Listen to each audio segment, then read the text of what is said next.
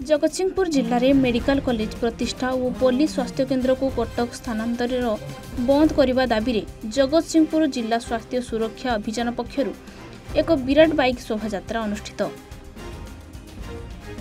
प्रथमे स्थानीय सीपी छक ठारू एही शोभायात्रा बाहरी कादुओपड़ा, मुदुपुर, अलसुधा, नुआपोल, मांडासाही आदि पंचायत रे बुली लोकमानंकु जगतसिंहपुर जिले में मेडिकल कॉलेज प्रतिष्ठा दाबी रे सचेतन करा जाई एही शोभायात्रा सहर परिक्रमा करिथिला।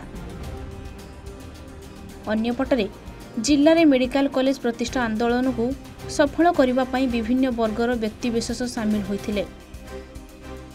एही शोभायात्रा रे कांग्रेस, बीजेपी, नवनिर्माण कृषक संगठन सहित विभिन्न संगठनर कर्मकर्ता माने एथिरे सामिल होइथिबार देखा जायछि। रश्मि रंजन, जगतसिंहपुर जिला स्वास्थ्य सुरक्षा अभियान आज आपण जो शोभायात्रा देखुचंती दीर्घ दिन धरी सचेतन सभा, शोभायात्रा, धारणा एवं जगतसिंहपुर मुख्य शहर बंद कला परे स्वास्थ्य सेवा भली एक संवेदनशील प्रसंग को सरकार एड़े जाउचंती, सरकार अणदेखा करुचंती।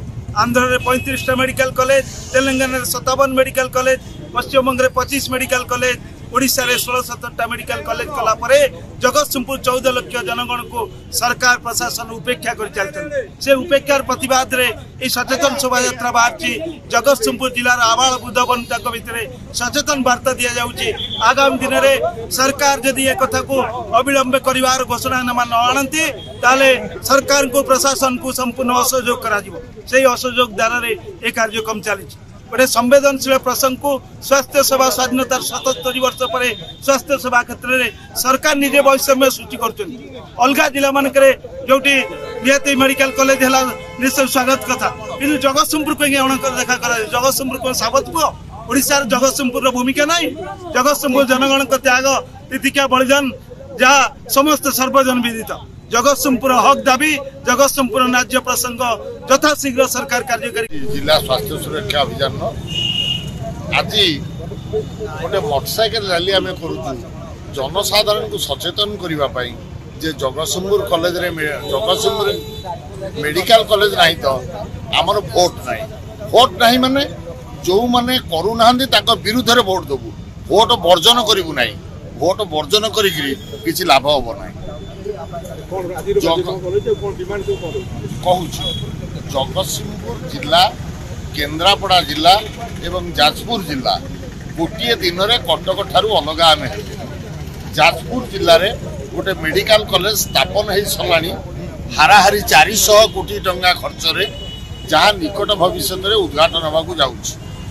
केन्द्रापड़ावासी दाबी कले सरकार नीतिगत निष्पत्ति नहीं सारे केन्द्रापड़ा मेडिकल कॉलेज करा किंतु जगतसिंहपुर वैमात्रिक भाव सरकार प्रकाश पाई आसी। आपण जानिले आश्चर्य हे 1955 मसीह एठार जो पुलिस स्वास्थ्य केन्द्र स्थापन करा जायतिला जो मेडिकल छात्र छात्री माने ट्रेनिंग नौतिले एवं एठी ड्यूटी करथिले से स्वास्थ्य केन्द्र उठे नवा पाई कटक जिला को सरकार घोषणा कर सारे केवल उठा बाकी अच्छी ताकू बंद करवा। जगतसिंहपुर जिला हेडक्वार्टर हॉस्पिटल को 500 शଯ୍ୟା विशिष्ट करवा एवं मेडिकल स्थापन करवा, मेडिकल कॉलेज स्थापन करवा आमर दाबी। आम दाबी एते यथार्थ जे पारादीप रे 7टा हाजार्डस इंडस्ट्री हो साराणी। जदि हाजार्डस इंडस्ट्री रे कौनसी लोक आघात प्राप्त है से कटक रे पहुंची पारिबो नहीं, तार मृत्यु निश्चित। देखो आज्ञा जगतसिंहपुर जिला एकमात्र 1 नंबर शिक्षित जिला सारा ओडिशा रे।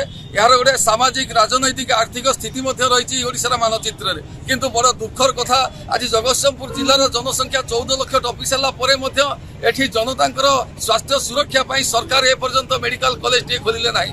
जो जगतसिंहपुर मुख्य चिकित्सालय रही ये केवल जहाँ छोटिया रोगी आसिले ट्रांसफर करती रेफर कर दिखती कटक को ये रेफराल मेडिकल रही।